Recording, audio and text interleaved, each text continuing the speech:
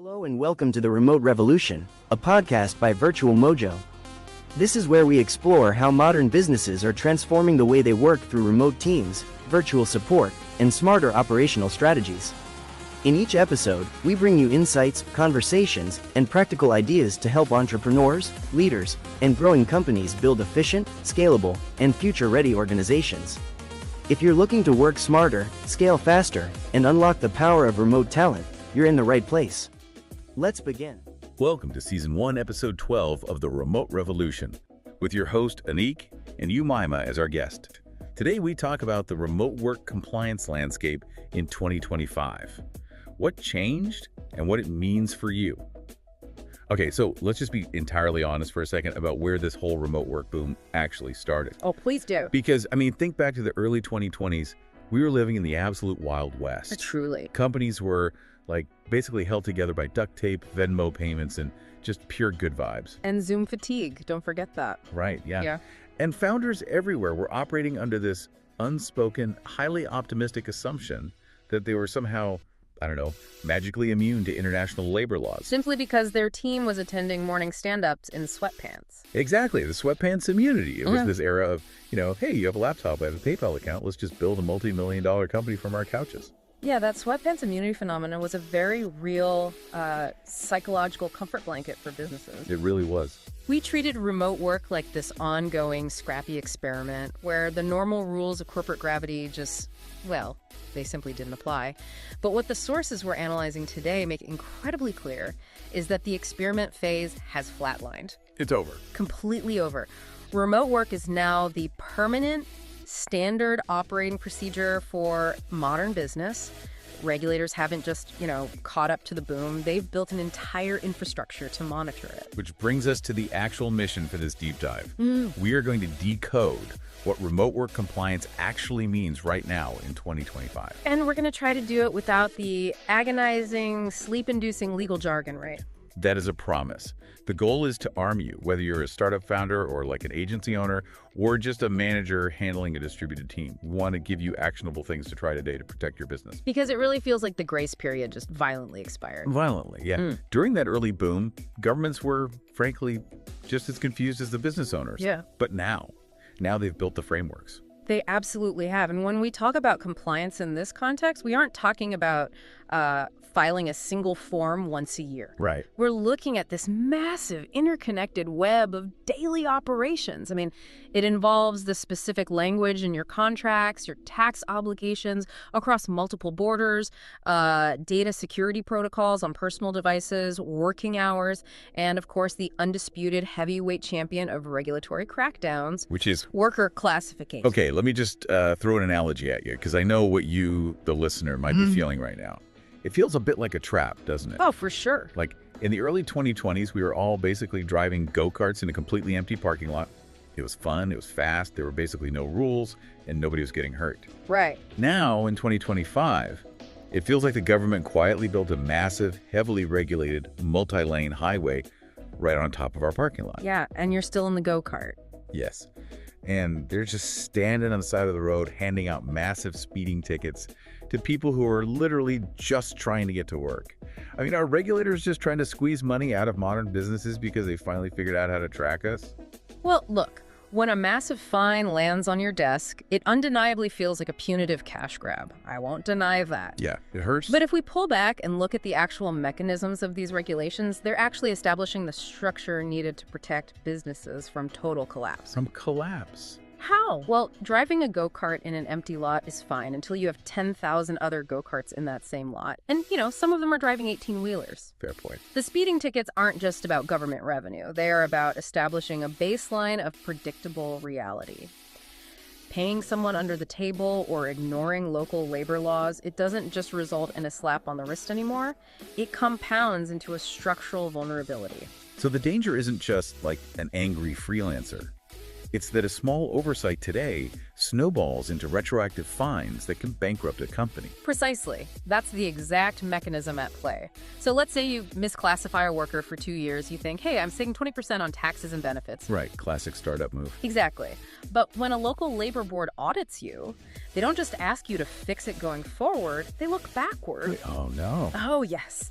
They calculate 2 years of unpaid taxes, 2 years of retroactive benefits, massive compounding interest, and punitive damages.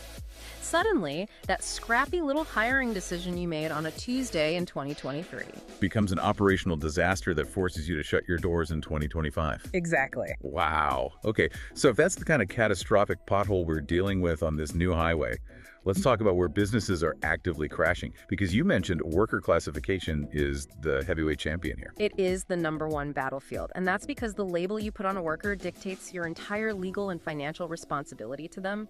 This is where businesses are stumbling the hardest, honestly. They're mixing up a contractor, a part-time worker, and a full-time employee. Okay, wait, let me infer how this actually plays out legally. Let's say I hire someone, right? And I call them an independent contractor on paper. Okay. But then I require them to use a company email address. And I dictate that they must be online in our internal Slack channel from 9 a.m. to 5 p.m. And, I forbid them from taking on other clients. I see where you're going with this. Right. Like, does the government look at that mechanical control and say, that's not a contractor, you're treating them like an employee. And because of that control, I suddenly owe years of back taxes and overtime. Is that the mechanism? You've hit the nail on the head. The courts absolutely do not care what title is written at the top of your contract. They don't care at all. Not even a little bit. They care about the material reality of the daily workflow. Control is the defining metric. If you control how, when, and where the work is done, you have an employee, period. And this misclassification risk, it multiplies exponentially when we cross international borders, which, let's face it, is the reality for most distributed teams today. Yeah, because we aren't just hiring the person in the next town over anymore. We are hiring, like, the best developer in Brazil, the best designer in Spain, and the best copywriter in the Philippines. Exactly. And that introduces a staggering amount of reporting and tax liability. The fundamental rule that is just catching founders off guard in 2025 is this: remote work changes where the work happens, but it does not remove the legal responsibilities of the employer. So just because your corporate headquarters is incorporated in Delaware doesn't mean you can ignore Spanish labor laws when you hire someone living in Madrid. Right, you can't. Let's dig into the mechanics of that, actually. If I'm sitting in Delaware and my developer's in Madrid, how does the Spanish government even get involved? Like, how do they know? Well, it's through a legal concept called permanent establishment. Have you heard of this? I have, but it sounds terrifying. Break it down for us. It is terrifying if you ignore it. Basically, if your developer in Madrid is doing certain types of work, like negotiating contracts on your behalf or making executive decisions, the Spanish tax authorities view that as revenue generation happening on Spanish soil. Wait, seriously? Yes. The mechanism here is that your remote worker has unwittingly planted a corporate flag for your company in Spain. Oh. So Spain then says, hey, since you are operating a branch of your business here, you owe us corporate taxes. You could trigger massive international tax liabilities simply because your developer clicked send on a specific type of email. Okay, let me play the naive entrepreneur here for a second to challenge that, because I feel like there's a loophole. Go for it. If I want to avoid all this permanent establishment nightmare, I just use one of those massive tech platforms to hire that developer, right? You know the ones. I just click a button, fund an escrow account, and the platform handles the interface. Ah. Right. Like, I'm paying them a percentage of the fee to be my legal shield. If something goes wrong, the platform takes the hit. Yeah, so that assumption is what the sources highlight as the most dangerous trap of 2025. Yeah. It's called the platform illusion. The platform illusion. Yes. It is incredibly risky to assume that using an online hiring marketplace automatically shields your business from liability. But they're processing the payment, and they're hosting the contract. How am I still liable? Think of it like renting an apartment through a broker. Okay. The broker provides the listing, right? They connect you with the landlord, and maybe they even process your first month's rent. Yeah. But if you throw a massive party and burn the apartment down, the landlord doesn't sue the broker, they sue you. That makes painful sense. Right. The platform is merely a facilitator. They provide the software to connect you, but the ultimate responsibility for how that worker is managed, how they are classified, and how their data is handled, that still rests squarely on your shoulders. If the day-to-day relationship looks like an employer-employee dynamic, the government will completely bypass the platform and audit your business directly.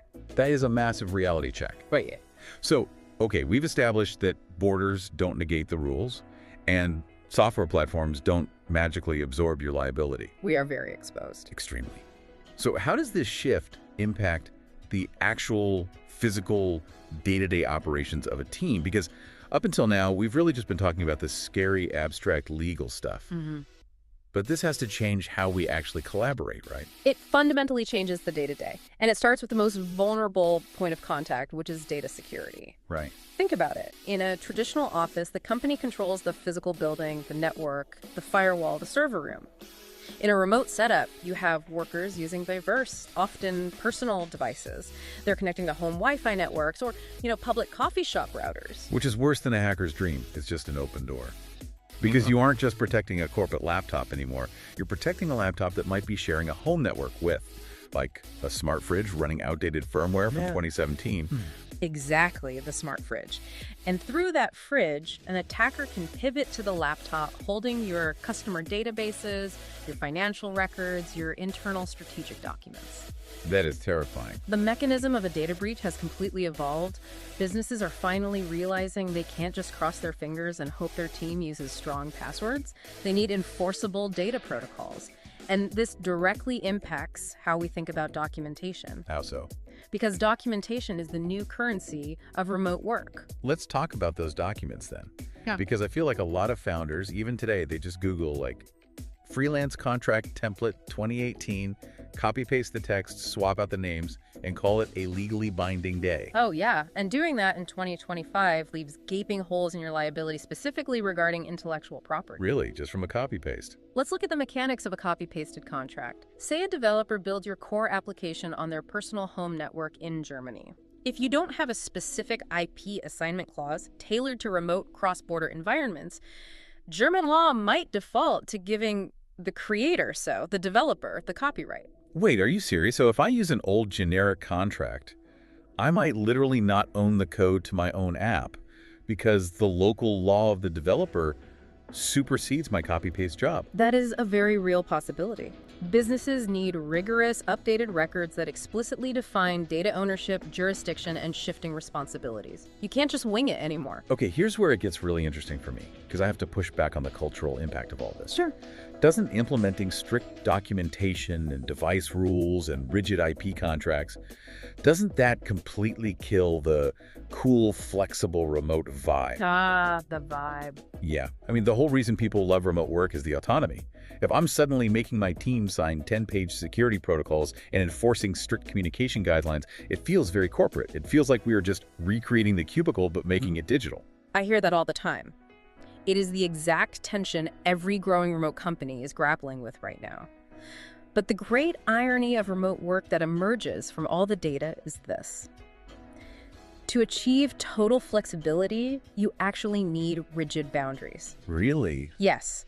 Compliance and strict expectations actually improve trust and reduce confusion rather than killing the culture. Make that concrete for me. How does adding a rigid boundary give a worker more freedom? Because ambiguity breeds profound anxiety. Think about a freelancer working under the old informal vibes system with no clear contract. Okay. They are terrified to show up as away on Slack on a Tuesday afternoon because they don't know what the rules are. They constantly wonder if they'll be paid on time or if they're even allowed to take a sick day. Oh, wow, yeah. Now compare that to a freelancer with a rigid, crystal clear contract that explicitly states they are evaluated on output, not hours, and guarantees payment within net 15 days. I see it.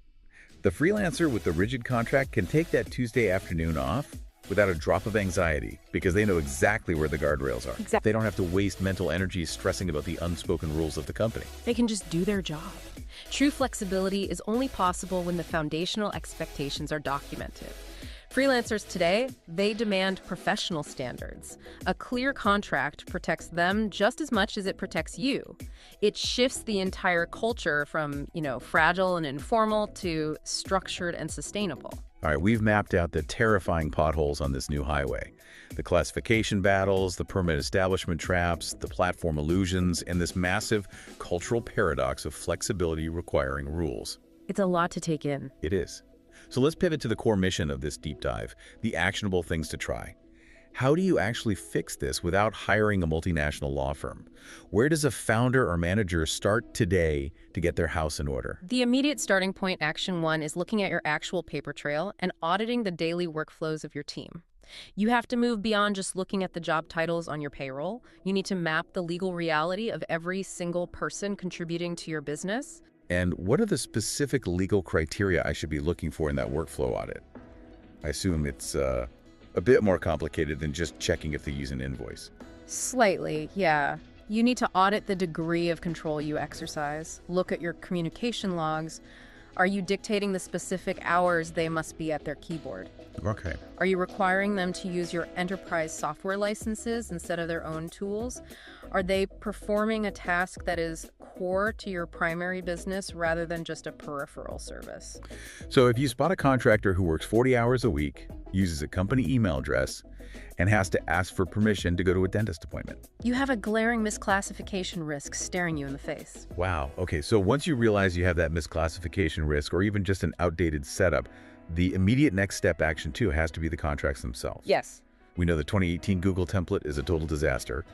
What mechanical clauses actually save a business during an audit? Well, a 2025 compliant contract needs to explicitly establish the boundaries of the relationship.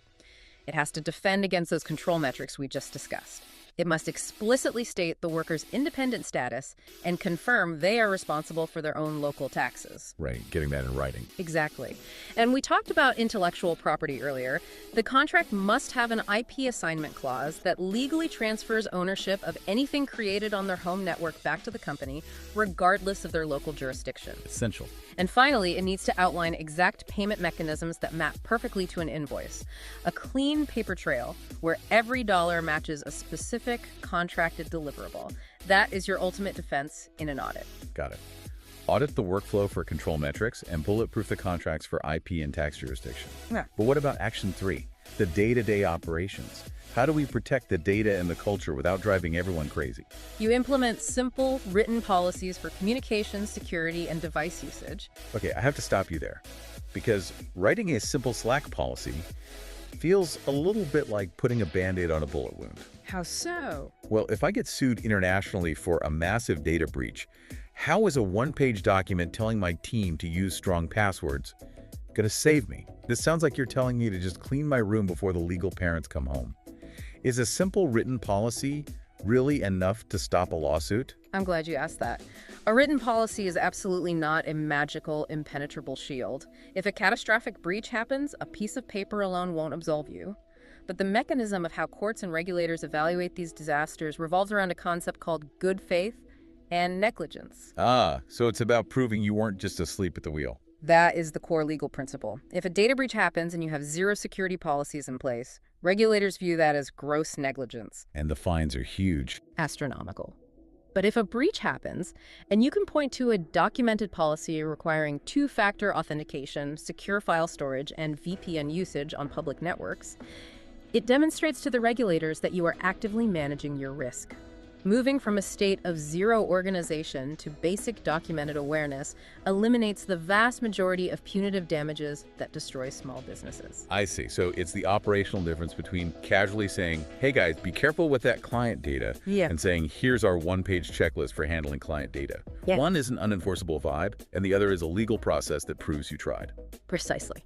And in 2025, you cannot scale vibes. You can only scale processes. Plus, a simple written policy also solves 90% of your internal cultural friction. Like the ambiguity we talked about. Exactly. Here are the core hours we expect you to be reachable. Here's how we store customer data. Writing it down just removes all that anxiety. So, as we pull all of these threads together, looking at the evolution from the duct tape and Venmo era to the heavily documented, highly scrutinized reality of today, a very clear operational mantra emerges from our sources for this deep dive. It is. Remote work offers incredible flexibility, but in 2025, Flexibility demands rigid structure. That is the absolute ultimate takeaway for anyone listening. And looking toward the near future, we are heading into an era of even more aggressive global standardization. The complexity of hiring internationally, dealing with permanent establishment, navigating data laws, it's going to increase significantly before it plateaus. But there is a massive silver lining for the businesses that act now. I think adapting early becomes a competitive advantage. Totally. If your house is in order today, if your workflows are audited, your contracts are localized, and your policies establish good faith, you aren't going to be paralyzed when the regulations tighten further. Yeah. You'll just keep building your product and acquiring customers while your competitors are scrambling to figure out why the Spanish government is auditing them. Exactly. The businesses that build their compliance infrastructure today are the exact ones that will attract the best global talent tomorrow. Top-tier professionals do not want to work for a company operating on duct tape. They want the stability of clear boundaries. I want to leave you with a final thought to ponder as we wrap up this deep dive. We've spent a lot of time today talking about the burden of compliance tools and contracts and audits. But let's fast forward just a few years. Okay. Imagine a near future where the software catches up completely, where AI seamlessly handles all the cross-border tax headaches, instantly generates perfectly localized contracts for any country, and monitors data security in the background without you lifting a single finger. That sounds like a dream. Right. But when the legal and operational friction of remote work inevitably drops back down to zero, will the ultimate measure of a successful remote business simply return to how well you can build a genuine human connection through a screen? Wow. That's a great point. Maybe the goal of all this structure and all the compliance we've dissected today is just to get the paperwork out of the way for good, so we can finally trade the duct tape for actual infrastructure and get back to focusing on the brilliant people wearing the sweatpants. Thank you all for joining us in this deep dive, and we'll catch you next time. Thank you for listening to The Remote Revolution. If you enjoyed this episode, make sure to subscribe and share it with other professionals who are building the future of work.